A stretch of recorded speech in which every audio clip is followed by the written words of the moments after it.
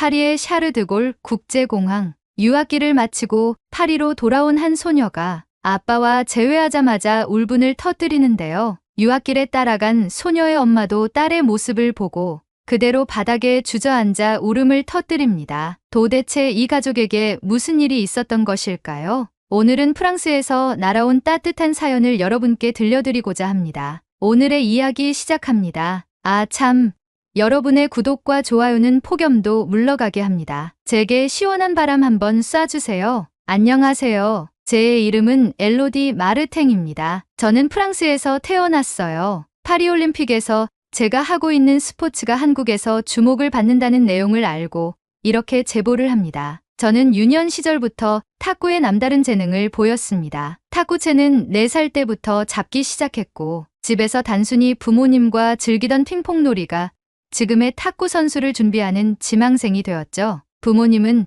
제가 어릴 적부터 탁구에 관한 재능을 일찍부터 알아보시고 아낌없이 지원해 주셨습니다. 소위 말하는 탁구 영재라는 소리까지 들으며 저는 탁구대와 탁구채와 함께 지금까지 인생을 살아왔죠. 제 꿈은 단 하나였습니다. 바로 프랑스를 대표하는 국가대표 탁구 선수가 되는 것입니다. 이제부터 제가 프랑스를 대표하는 국가대표 탁구 선수가 되려고 하는 잊지 못할 사건을 여러분께 들려드리려 합니다. 제가 9살이 되던 해 탁구 선수로 국가대표까지 올라가기 위해서는 더 높은 수준의 실력이 필요하다는 부모님의 판단으로 저에게 탁구가 국기인 중국으로 유학을 권유하셨습니다. 저는 비교적 유복한 집안에서 태어났습니다. 프랑스에서 금융업에 종사하시는 아빠가 하나뿐인 저를 위해 아낌없는 지원을 해주겠다고 말씀하시며 엄마와 함께 중국으로 넘어가라고 했죠. 제가 중국으로의 유학을 고민하고 있을 때 도쿄 올림픽에서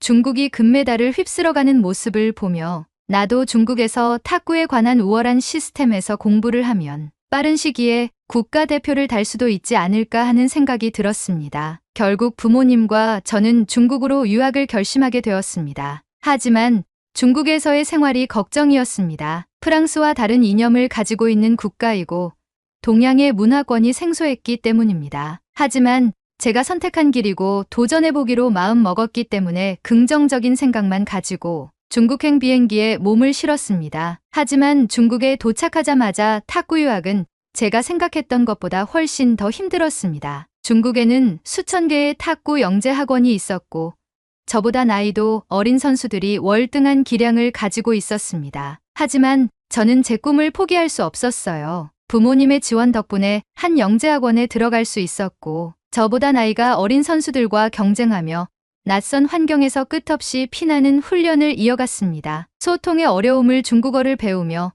어떻게든 노하우나 전략 전술을 하나라도 익히려 노력하고 매일 탁구채와 씨름하며 어떻게든 실력을 키우려고 노력했습니다. 아빠는 프랑스에서 열심히 일하며 유학비를 지원해 주셨고 엄마는 낯선 중국에서 저 하나만 바라보며 작은 프랑스 음식점을 개점하여 운영하시며 생활비를 벌어주셨습니다. 부모님은 오로지 탁구에만 매진하라고 하셨고 부모님의 진심 어린 모습을 보면서 저는 더욱더 열심히 훈련할 수밖에 없었죠. 그러던 중 어느 날 한 중국 코치가 저에게 다가와 자신의 팀에 합류해보지 않겠냐는 제안을 했습니다. 저는 이 기회를 놓치면 안 되겠다고 생각하여 팀에 합류하기로 결심했어요. 엄마와 아빠는 드디어 실력을 인정받았다며 축하해 주셨습니다. 저는 국가대표로 다가가는 한 발짝을 시작했다고 생각했고 더욱 열심히 임해야겠다고 다짐했죠. 하지만 그 결정이 잘못된 것이었음을 곧 깨닫게 되었습니다. 그 팀에서는 저를 주로 우월한 선수들의 시합 파트너로만 활용했고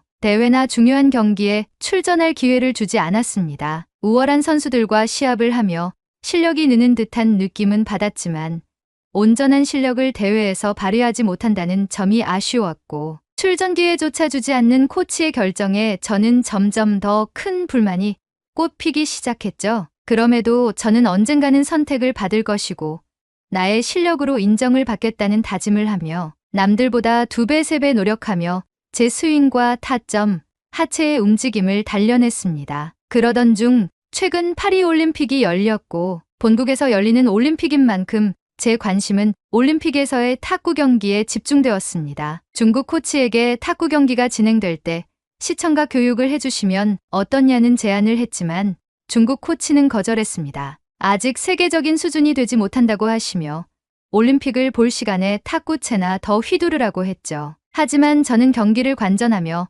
또 다른 배움이 있을 것이라는 생각에 집으로 돌아와 TV를 켰습니다. 역시나 중국은 강했습니다. 파죽지세로 결승까지 올라가며 금메달 행진을 이어갔죠. 중국 선수들이 압도적인 경기력을 보여줄 때마다 저는 그러한 선수들을 배출한 중국에서 탁구를 배우고 있는 제 상황을 떠올리며 저도 언젠가는 나라에 헌신하는 탁구 선수가 되어야겠다고 다짐했습니다. 한때는 중국으로 귀화하는 것도 고려할 만큼 저는 탁구 하나만 바라보며 달렸기에 나와 함께 시합을 하는 어린 선수들과 나란히 올림픽에 출전해서 합을 맞추며 금메달을 따는 상상을 했습니다. 그러나 그 생각을 바꾸게 된 결정적인 일이 벌어지고 말았죠. 중국과 한국의 여자 탁구 단체전 4강전에서 중국 중계진이 한 발언이 너무하다는 생각이 들었거든요. 중계진은 중계를 하는 내내 한국으로 귀화한 선수들을 비아냥거리며 듣기 거북한 소리를 해댔습니다. 중국의 중계진은 한국으로 귀화한 전지 선수가 자신의 선택이 잘못되었음을 뼈저리게 느끼겠군요. 중국 탁구가 세계 최강인데 다른 나라로 귀화한 선수들은 행운을 발로 걷어차버린 것이죠. 한국 같은 작은 나라가 어떻게 중국을 이길 수 있겠습니까? 이 경기를 지켜보는 전 세계 모든 사람들이 중국의 위대함에 감탄할 겁니다. 중국이 올림픽 무대의 주인공입니다. 다른 나라들은 다 놀러온 거죠. 라는 말을 서슴없이 펼치며 중국의 위대함을 시청자들에게 각인시키려는 듯한 모습을 보였습니다. 중국의 사상교육이 도를 지나칠 정도라는 얘기를 몇몇 선수들에게 들었던 저로서는 이 모습을 직접 겪어보니 충분히 이해가 되었습니다. 중국 중계방송에서 퍼지는 이러한 말들을 들으며 저는 마음이 싸늘해졌습니다. 그들의 자국 선수들에 대한 찬사와 외국 선수들에 대한 폄하, 그리고 자기 나라의 위대함에 흠뻑 취해 불편한 말도 서슴지 않는 모습을 보고 중국에서의 생활에 대한 회의감이 들기 시작했습니다. 제가 팀에서 시합 파트너로만 이용되고 외국인이라는 이유로 차별받았던 모습들이 머릿속을 스쳐 지나갔습니다. 화가 치밀어 올랐죠. 하지만 끓어오르는 화를 참을 수밖에 없었습니다. 중국의 탁구 실력이 대단한 것은 사실이었고 저는 그것을 배우기 위해 이곳에 왔기에 차별을 감수하고라도 실력을 키우려고 했고 탁구로서 최강의 자리에 서고 싶다는 승부욕에 중국으로의 귀화까지도 생각했으니까요. 하지만 이 생각들을 완전히 뒤집어버리는 일이 발생하고 말았습니다. 제가 중국을 떠나고 싶은 결정적인 계기가 생긴 것이었죠. 독일과 한국의 여자 탁구 단체전. 동메달 결정전에서 독일이 한국에게 저 동메달을 놓쳤고 한국은 동메달을 획득했습니다. 이 경기가 주목을 받은 이유는 독일 선수 중 2명이 중국에서 귀화한 선수들이었고 마찬가지로 한국도 중국에서 귀화한 두 선수가 중국이라는 딱지를 떼고 독일과 한국으로 맞붙은 경기였기 때문이었죠. 문제는 여기서 발생합니다. 중국의 한 언론 매체에서 나라의 기술력을 빼앗아간 독일이라는 헤드라인과 함께 뉴스 보도를 했습니다. 시작은 이랬습니다. 중국의 한 기자가 독일 선수들과의 인터뷰에서 중국에서 독일로 귀화해서 결국 메달을 하나도 따지 못했는데 소감 부탁드립니다 라고 질문을 던졌습니다. 저는 약간의 조롱이 섞인 기자의 질문에 눈을 찌푸렸지만 이어서 답변한 독일로 귀화한 중국인 완유한 선수의 인터뷰에서 중국의 탁구 시스템에 대해 얘기하는 모습에 경악했죠. 독일의 완유한 선수는 말했습니다. 수천만의 중국의 탁구 선수들이 국가대표가 되기 위해 고군분투하지만 각 지역과 감독, 코치들의 압력으로 차별을 받는 경우가 많습니다. 국가대표가 되기 위해 중국 선수들은 다른 나라로 귀화를 하죠. 물론 독일에서도 차별의 경우가 있긴 합니다. 하지만 분명한 건 선수로서 트레이닝을 하는 과정과 환경은 중국보다 우수하다고 자부합니다. 하지만 한국 선수들을 보고 차별 없이 국가가 선수들을 사랑하는 모습에 감명받았습니다. 그 모습이 부러웠고 앞으로 우리가 배워야 할 모습이라고 생각합니다. 우리는 이번 동메달 결정전에서 한국에게 실력과 팀 분위기에서 패배했습니다. 라고 말하는 거예요. 그리고 이어서 그녀는 한국의 탁구 시스템과 팀 분위기를 다시 한번 언급하며 좋은 상대였다. 배울 점이 많다. 한국으로 귀화한 선수들에게 박수를 보낸다. 라고 말하며 인터뷰가 마무리되었습니다. 그 모습에 중국 매체는 이를 비판하며 중국의 우월한 탁구 유전자를 해외로 빼돌려 국가대표나 든 주제에 중국을 폄하하고 한국과 독일을 칭송하는 행태는 참을 수 없다고 신랄하게 비난했습니다. 중국 탁구협회는 완유안의 발언이 중국 탁구의 명예를 심각하게 훼손했다고 말했습니다. 그리고 이어서 중국 매체는 중국의 탁구는 국가의 국기로 지정될 만큼 체계적이고 합리적인 시스템이 구축되어 있고 수천만의 탁구 선수들과 수천 개의 탁구 영재학원이 있다고 언급하였습니다. 그리고 올림픽과 같이 큰 경기에 출전하는 국가대표 선수들에게 경기장에서 맞붙는 선수들의 스타일을 파악하여 대전 상대를 골라 트레이닝을 하고 이 시스템은 전 세계가 인정하는 강력한 시스템이라고 강조했습니다. 그리고 중국 탁구협회에서는 완유안의 발언은 자극적이고 중국의 국가적 이미지를 실추시키기에 충분한 발언으로 판단하여 엄중하게 대처할 것이라는 말까지 했죠. 이 말을 들은 저로서는 충격을 받을 수밖에 없었습니다. 저는 중국이 자국 선수들에게만 집중하고 제가 현재 시합 파트너로서 참여하는 것이 단순히 제 기량을 높이기 위한 선의의 경쟁이 아닌 자국의 선수를 키우기 위한 이미지 트레이닝의 도구였다는 생각이 강하게 들었기 때문입니다. 외국인 선수들에 대한 차별과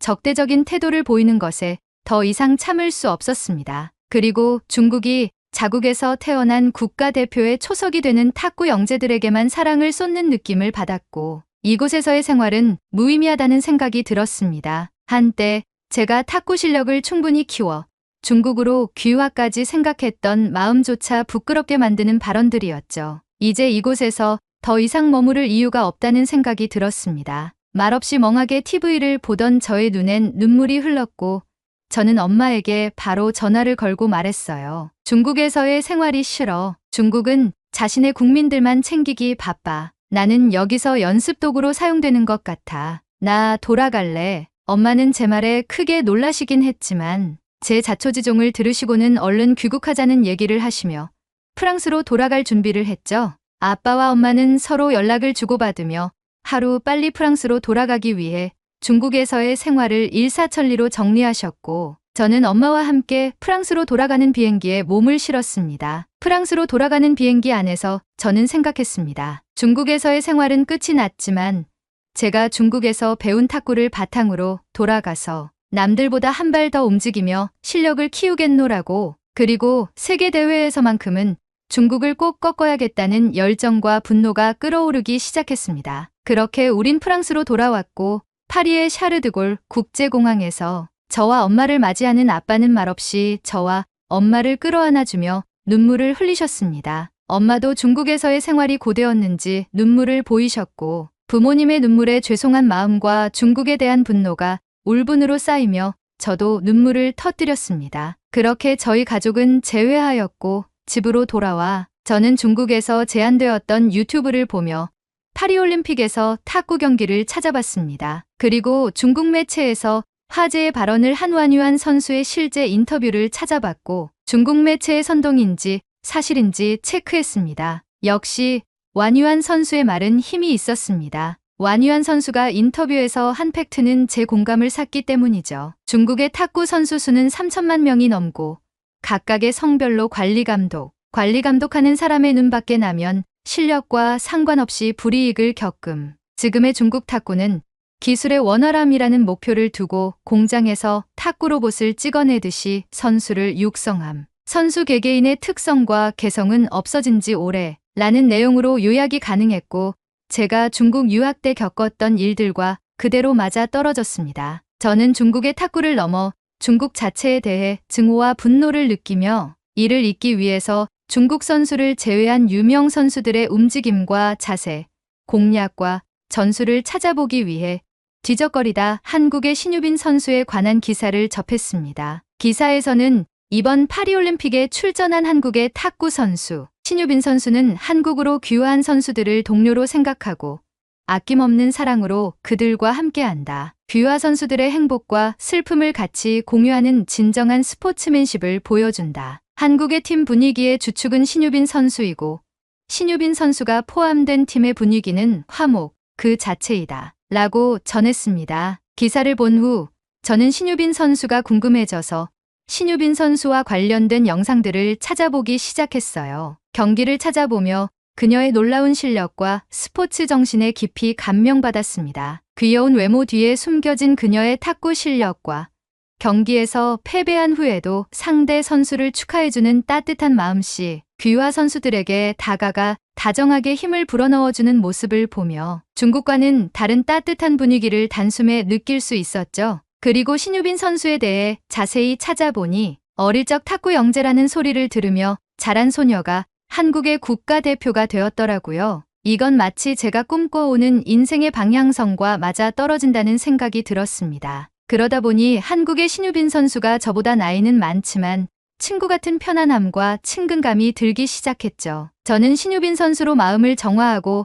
다시 탁구채를 챙겨 탁구장으로 향했습니다. 어릴 적부터 가던 탁구장에서 저에게 탁구 영재 소리를 해주셨던 코치님을 만나고 오랜만에 성사된 만남에 코치님은 저를 대단히 반기셨어요. 그리고 파리올림픽이 끝날 무렵에 돌아온 제게 말씀하셨죠. 엘로디, 이번 올림픽에서 탁구 경기들을 많이 봤겠지만 우리 프랑스도 중국과 어깨를 나란히 할 정도로 실력이 많이 올라왔단다. 앞으로 힘내서 네가 이루고픈 국가대표라는 꿈을 향해 나아가 보자. 하지만 저는 중국에서의 충격이 아직 가시진 않은 상태라 가벼운 웃음을 보이고 탁구대로 이동했어요. 그런데 놀라운 일이 제 눈앞에 펼쳐졌죠. 코치님이 동양인 남성분을 데리고 오더니 제게 말을 걸었어요. 이번에 한국에서 파리로 유학을 오신 코치님이란다. 이 코치님이랑 차근차근 배워보길 바란다. 그렇게 저는 한국인 코치님과 랠리를 주고받으며 훈련을 진행했습니다. 그러던 중 한국인 코치님이 제게 말씀하셨습니다. 그것도 프랑스어로 말이죠. 엘로디는 폼이나 스윙 궤도는 훌륭해. 역시 영재 소리를 듣던 소녀가 맞구나. 하지만 상대를 공략하기 위해선 다양한 구질과 면, 컨트롤이 필요해. 쇼트와 커트도 섞어가며 다시 한번 랠리해보자. 그 순간 저는 묘한 기분이 들었어요. 중국팀에서 중국인 코치가 제게 버럭하던 피드백과 한국인이 프랑스어로 다정하게 얘기를 하는데 내용이 똑같았거든요. 저는 약간 얼떨떨하긴 했지만 다정하게 제 자세와 훈련을 봐주시는 한국인 코치님에게 마음이 열리기 시작했어요. 그렇게 3시간 동안의 탁구 훈련이 종료되고 저는 탈의실에서 옷을 갈아입고 밖으로 나왔어요. 그런데 한국인 코치님이 음료를 미리 사서 제게 마시라며 주는 것이 아니겠어요? 중국에서는 상상도 할 수 없는 일이 일어나니 순간 당황했죠. 그런데 한국인 코치가 저를 보며 말했어요. 엘로디, 네가 중국에서 탁구 유학을 마치고 돌아온 사실을 알게 되었어. 중국이 탁구 강국인 만큼 많은 훈련과 노력이 있었다고 생각해. 하지만 중국은 우리가 넘어야 할 산이야. 과학기술이 발전함에 따라 선수들의 실력도 발전하고 있어. 언젠가는 중국을 넘을 날이 곧 올 거야. 앞으로 탁구의 미래는 너에게 달렸으니 우리 최선을 다해보자. 한국인 코치는 그렇게 말하고 제 머리를 쓰다듬더니 이내 자리를 뜨셨고 저는 그 말이 엄청 힘이 되었어요. 집으로 돌아와 엄마에게 이런 얘기를 하니 엄마는 우스갯소리로 그럼 한국으로 유학 준비하면 되겠니? 한국도 탁구 잘한다고 하더라. 말만 하렴 엘로디. 엄마는 너의 든든한 지원군이란다. 라며 오두방정을 떠셨어요. 방 안에 들어와 침대에 누워 여러 생각들을 하다 보니 신유빈 선수와 한국인 코치가 생각나며 한국인의 다정함에 중국 선수들이 귀화해서 잘 지내고 있는 게 아닌가 하는 생각도 들고 독일의 완유한 선수도 한국이 부럽다고 한 게 아닐까 하는 생각이 들었죠. 그런 생각을 하다 이렇게 사연을 씁니다. 한국인의 다정함에 모든 선수가 웃으며 스포츠를 즐기게 되고 귀화한 선수들의 노력에 박수를 보내주는 한국의 따뜻함에 감동했어요. 저는 비록 프랑스인이지만 그리고 프랑스를 대표하는 탁구 선수가 되겠다는 마음을 가지고 있지만 한국으로의 탁구 유학을 한번 생각해보는 계기가 되었죠. 중국에서의 가슴 아픈 일들은 저 멀리 버려두고 한국과 올림픽 대회 결승에서 만나는 날을 기대하며 연습에 매진하도록 하겠습니다. 그리고 국가대표가 되면 사연을 한 번 더 보낼게요. 잊지 말아주세요. 한국 탁구 선수들 힘내요. 파리에서 날아온 감동적인 사연 어떠셨나요? 사연의 주인공이 프랑스의 국가대표가 되는 그날까지 응원하겠습니다. 국가대표가 되면 실명으로 사연을 읽어드릴게요. 오늘의 이야기는 여기까지입니다. 오늘의 사연이 마음에 드셨다면 구독, 좋아요 부탁드리겠습니다. 파리올림픽에서의 한국 대표팀 모두 수고 많으셨습니다. 2028 LA올림픽에서 태극전사, 태극낭자들의 금메달을 향한 레이스를 응원하겠습니다. 시청해주셔서 감사합니다. 파리의 앵발리드 광장. 파리의 한 여성이 자신의 아이를 꼭 끌어안은 채 한 건물을 향해 소리치고 있습니다. 사람들은 그 모습을 보며 박수를 보내고 있는데요. 도대체 이들에게 무슨 일이 있었던 것일까요? 오늘은 프랑스에서 넘어온 사연을 여러분께 들려드리려고 합니다. 오늘의 이야기 시작합니다. 아 참, 여러분의 구독과 좋아요는 폭염도 물러가게 합니다. 제게 시원한 바람 한번 쏴주세요. 안녕하세요.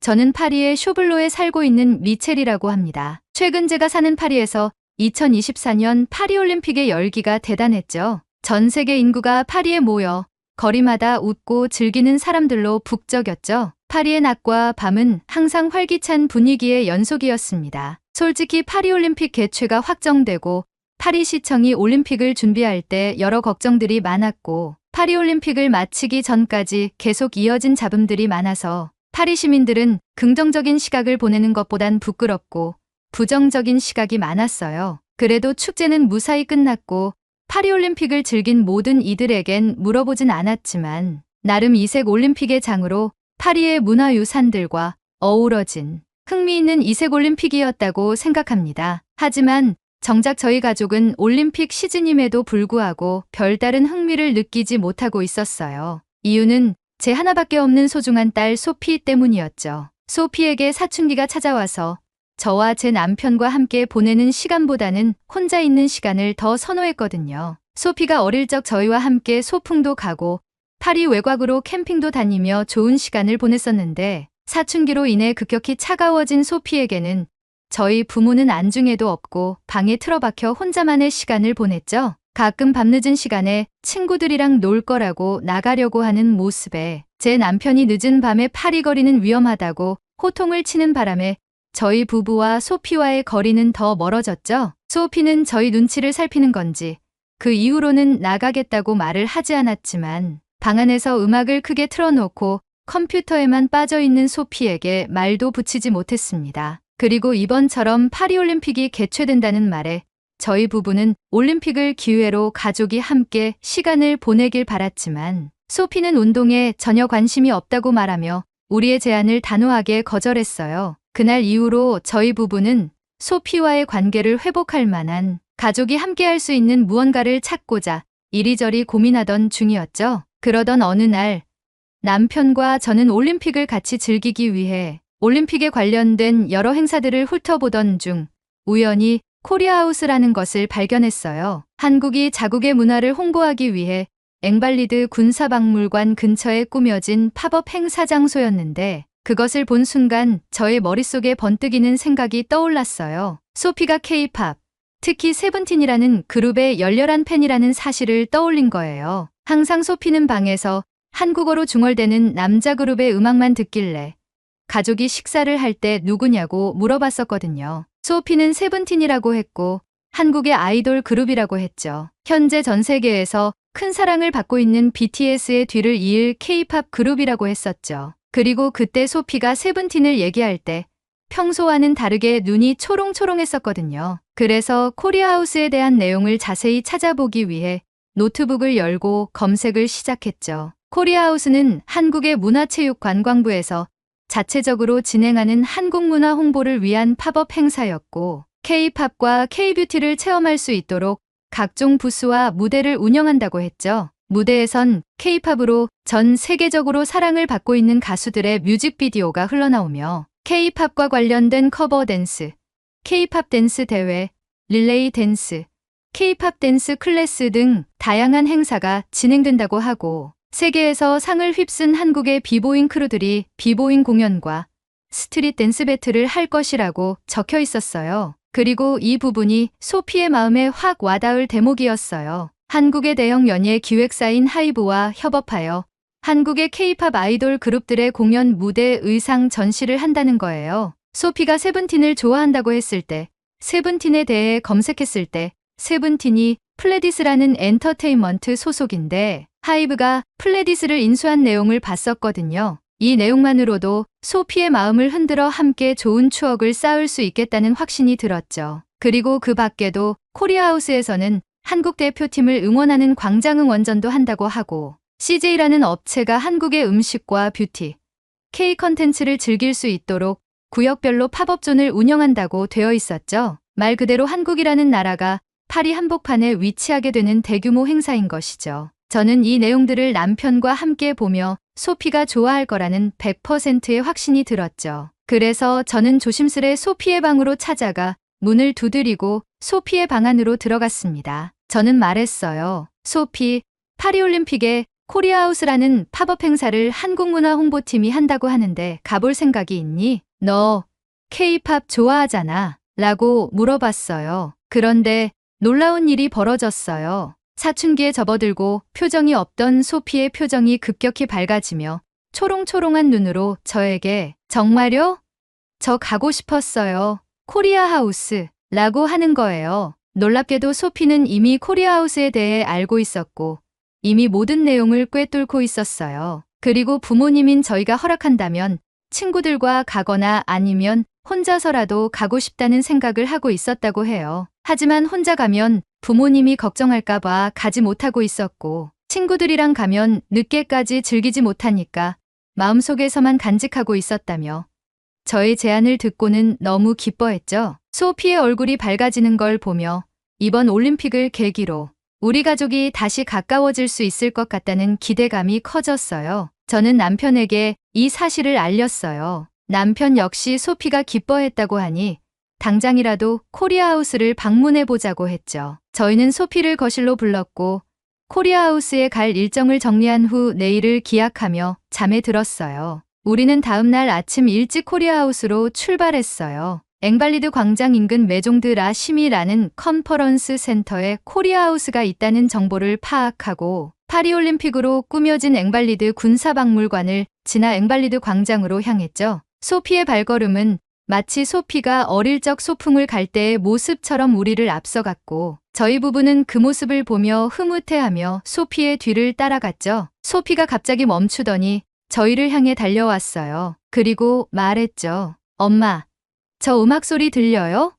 한국의 K-팝이에요. 소피는 신난 표정으로 저희에게 말하고 다시 음악이 들리는 곳으로 뛰어갔고 저희는 소피를 따라 달리기 시작했어요. 마침내 광장 인근에 위치한 코리아하우스에 도착하였고 한국의 국기가 걸려있고 한국의 문양으로 구성된 플래그들이 우리를 맞이했죠. 파리 도심 한가운데에 한국의 문화를 알리기 위해 꾸며진 이 특별한 공간에 들어서자마자 소피는 눈이 반짝였어요. 입구부터 한국의 전통 문양으로 화려하게 장식된 아치형 문이 있었고 그 문을 지나면 파리올림픽에 출전하는 선수들을 향한 응원 문구와 팀 코리아라는 영어가 적혀 있었죠. 붉은색과 푸른색으로 내부를 꾸민 코리아하우스의 로비는 강렬한 인상을 심어줬어요. 소피는 한국어와 한국의 문양들, 색감이 익숙한 듯 여기저기 둘러보며 코리아하우스의 입구부터 한국 문화를 즐기기 시작했죠. 코리아하우스는 단순히 한국의 문화를 소개하는 것에 그치지 않고 방문객들이 직접 체험할 수 있는 다양한 프로그램을 제공하고 있었어요. 한식 시식 코너에서는 한국의 전통 음식을 맛볼 수 있었고 한국의 전통 공예를 체험할 수 있는 워크숍도 있었어요. 특히 소피가 가장 관심을 가졌던 곳은 K-팝 존이었는데 그곳에서는 실제 K-팝 스타들이 착용했던 무대 의상과 액세서리들이 전시되어 있었고 다양한 K-팝 관련 프로그램이 진행되고 있었죠. 소피는 K-팝 댄스 클래스를 신청했고 제가 그 모습을 지켜보는 동안 소피의 얼굴에 행복한 미소가 번지는 것을 보며 마음이 뿌듯했어요. 오랜만에 딸이 진심으로 즐거워하는 모습을 보니 저도 덩달아 기분이 좋아졌어요. 소피가 댄스를 배우고 있는 동안 남편과 저는 코리아하우스를 천천히 둘러보며 다양한 한국 문화를 체험했죠. 한복을 입고 사진을 찍어보기도 하고 한국에서 유행한다는 게임 컨텐츠를 즐겨보기도 했죠. 그날 오후 코리아하우스 내의 광장에서 한국 펜싱 경기의 생중계가 시작됐어요. 남편과 저는 자연스럽게 그 자리에 앉아 경기를 보기 시작했어요. 그런데 경기가 진행될수록 코리아하우스의 분위기가 점점 뜨거워지더군요. 한국의 남자 펜싱 선수가 금메달을 걸고 결승전을 치르고 있었기 때문이었어요. 소피도 K-팝 존에서 나와 저희와 함께 경기를 관람하기 시작했죠. 그런데 경기가 끝나고 금메달을 따낸 한국 선수가 카메라에 클로즈업 되는 순간 저와 소피는 그만 넋을 놓고 말았어요. 그의 이름은 오상욱이라는 선수였는데 그의 잘생긴 외모와 자신감 넘치는 미소가 너무 인상적이었거든요. 소피와 저는 그 순간 한국의 펜싱 선수에게 완전히 빠져버렸어요. 남편은 헛기침을 하며 우리를 쳐다봤지만 저와 소피는 전혀 개의치 않고 그 선수와 한국 팀을 열렬히 응원하기 시작했죠. 그 후로 저희는 한국의 매력에 더욱 빠져들었어요. 그 이후로 소피가 코리아하우스를 가자는 얘기를 아침마다 저희에게 하며 한국의 문화와 한국의 스포츠에 빠진 모습을 많이 보여주었어요. 저와 남편은 소피와 좋은 추억을 위해 매일매일 계속해서 코리아하우스를 방문하며 다양한 프로그램을 즐겼고 다채로운 공연과 한국 선수들의 경기를 응원하며 그곳에서 만난 한국인들과 외국인들도 한국 문화를 함께 즐기며 하나가 되었죠. 그렇게 매일같이 코리아하우스를 방문하다 보니 어느새 우리 가족에게는 일상이 되었어요. 소피는 코리아하우스에서 만난 새로운 친구들과 함께 K-팝 공연을 즐기고 다양한 한국 문화를 체험하며 하루하루를 보냈죠. 저와 남편 역시 소피와 함께 시간을 보내면서 우리가 이렇게 다시 가까워질 수 있다는 것에 감동을 느끼곤 했어요. 그런데 어느 날 남편이 흥분된 목소리로 펜싱 경기 단체전을 직관하러 가자고 제안했어요. 소피와 저는 당장 예매하자고 했지만 아쉽게도 표는 이미 매진된 상태였죠. 실망스러운 마음에 어떻게 할지 고민하던 중 소피가 코리아하우스에서 다 같이 응원하자고 제안했어요. 우리는 그 제안을 흔쾌히 받아들였고 코리아하우스의 광장에서 다시 한번 한국의 펜싱 경기를 응원하게 되었죠. 코리아하우스에서는 단체전 경기를 큰 스크린으로 생중계하며 많은 사람들이 함께 응원할 수 있는 분위기를 만들었어요. 소피와 저는 한국의 펜싱팀, 특히 오상욱 선수를 응원하며 온 힘을 다해 목소리를 높였고 주변에 있던 사람들도 함께 응원의 물결에 동참했죠. 그 순간 우리 가족은 어느덧 프랑스 대신 한국을 응원하는 모습에 스스로도 놀랐어요. 하지만 그 순간만큼은 모든 것이 자연스러웠고 한국을 향한 애정이 깊어졌어요. 경기가 끝난 후 한국의 펜싱팀이 또다시 금메달을 따냈을 때 코리아하우스는 환호성과 축하의 물결로 가득 찼어요. 소피는 저를 끌어안으며 기쁨을 나누었고 저 역시 그 순간이 우리 가족에게 얼마나 소중한 추억이 될지 실감하게 되었어요. 코리아하우스는 단순한 홍보관을 넘어 사람들을 하나로 연결해주는 특별한 장소라는 것을 깨달았어요. 그 후로 저희는 코리아하우스에 대한 생각을 멈출 수가 없었어요. 그곳에서 보낸 시간들은 단순히 한 나라의 문화를 체험하는 것을 넘어서 가족 간의 관계를 회복하고 새로운 추억을 쌓는 소중한 순간들이었어요. 코리아하우스는 저희 가족에게 너무나도 특별한 추억을 쌓게 해주는 소중한 장소가 되어버렸죠. 소피와의 거리감이 어느새 사라졌고 우리는 한국이라는 나라를 통해 더 가까워질 수 있었죠. 자국인 프랑스를 응원하는 것보다 한국 선수들의 투지를 응원하는 데 집중하였고 선수들의 경기 일정을 찾아보는 지경까지 이르렀죠. 코리아하우스에서 경기를 관람하는 전 세계 다양한 인종들은 한국이라는 하나의 교집합으로 열띤 응원을 했어요. 선수들이 아쉬움에 탄식할 때 우리도 같이 탄식하고 메달의 기쁨에 눈물을 흘리면 감정에 동화되어 같이 눈물을 흘리기도 했죠. 소피는 저희에게 스포츠가 재미있다고 말하며 파리올림픽에 관심이 없던 자신이 스포츠에 눈을 뜨게 되었다며 즐거워했죠. 그런데 이 즐거움이 오래가진 못했어요. 올림픽이 끝나가고 있다는 사실을 실감하게 되었기 때문이죠. 어느 날 코리아하우스를 자주 드나들다 보니 친해진 한국의 관계자로부터 올림픽이 끝나면 코리아하우스도 문을 닫는다는 소식을 들었을 때 저희 가족 모두가 큰 아쉬움을 느꼈어요. 소피는 물론 저 역시 그곳이 이제 우리의 일상이 되었기 때문에 그 공간이 사라진다는 생각에 마음이 무거웠어요. 우리의 아쉬운 표정을 보았는지 관계자가 8월 28일에 시작되는 파리 패럴림픽 동안 새로운 코리아하우스가 다시 문을 열 것이라는 말을 전해줬어요. 그 이야기를 들은 소피는 패럴림픽이 끝날 때까지 코리아하우스가 계속 운영하면 안 되겠냐고 관계자에게 물었어요. 하지만 관계자는 새로운 모습으로 꾸며져서 더 많은 즐거움을 위해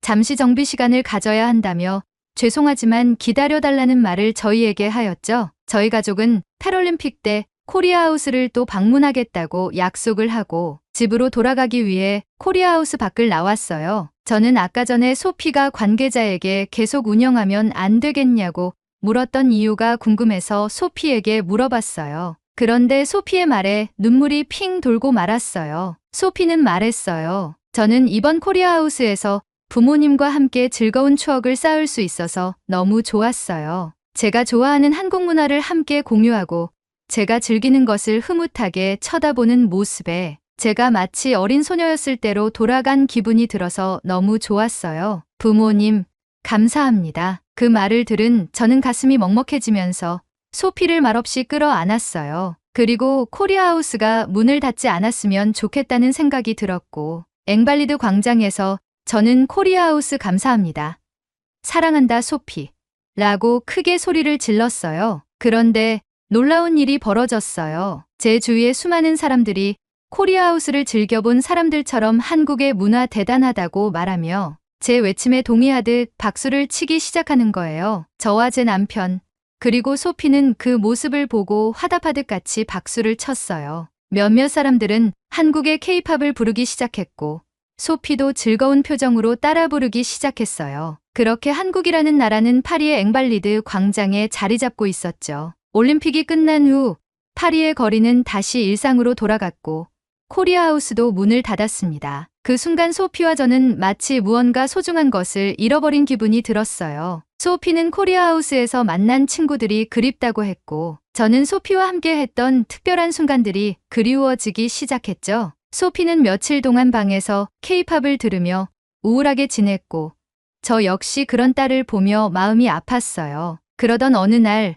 소피가 갑자기 저에게 다가와 말했어요. 엄마, 패럴림픽이 시작되면 코리아하우스에 다시 가서 즐거운 추억을 쌓는 거 어때요? 우리 또 즐겁게 놀아봐요. 그 말을 들은 저는 소피를 따뜻하게 안아주며 말했어요. 그래 소피, 우리 한국을 또 응원해보자. 이번엔 직접 경기도 보러 갈 수 있게 예매도 해보자. 소피는 제 말을 듣고 저를 더욱 꽉 안아주었고 제게 사랑한다고 말했어요. 저는 소피의 말에 감동하여 나도 사랑해, 우리 딸이라고 말하며 패럴림픽을 기다리고 있죠. 현재 저희는 패럴림픽이 시작되기 전부터 다시 코리아하우스를 방문할 계획을 세우고 있어요. 이번에도 한국의 문화를 체험하고 새로운 추억을 쌓을 기회를 놓치지 않겠다는 결심을 했죠. 소피와 저는 함께 인터넷으로 패럴림픽 코리아하우스는 어떻게 진행될지에 대한 새로운 소식이 언제 올라오는지 수시로 체크하는 지경에까지 이르렀죠. 그리고 어느 날 남편이 저와 소피에게 특별한 제안을 했어요. 다음 여름 한국으로 여행을 가보는 게 어떠냐고요. 소피는 눈을 반짝이며 너무 좋다고 했고 저도 그 아이디어에 동의했죠. 코리아하우스의 문화를 직접 한국에 가서 체험하며 더 많은 경험을 하고 한국의 문화를 더 깊게 알아보고 싶다는 생각을 했어요. 우리는 이미 한국의 아름다움에 빠져 있었고 그렇게 우리는 한국으로의 여정을 꿈꾸며 새로운 모험을 계획하고 있습니다. 얼른 패럴림픽이 왔으면 좋겠어요. 코리아하우스를 온전히 즐기고 내년에 한국에 꼭 여행 가보겠습니다.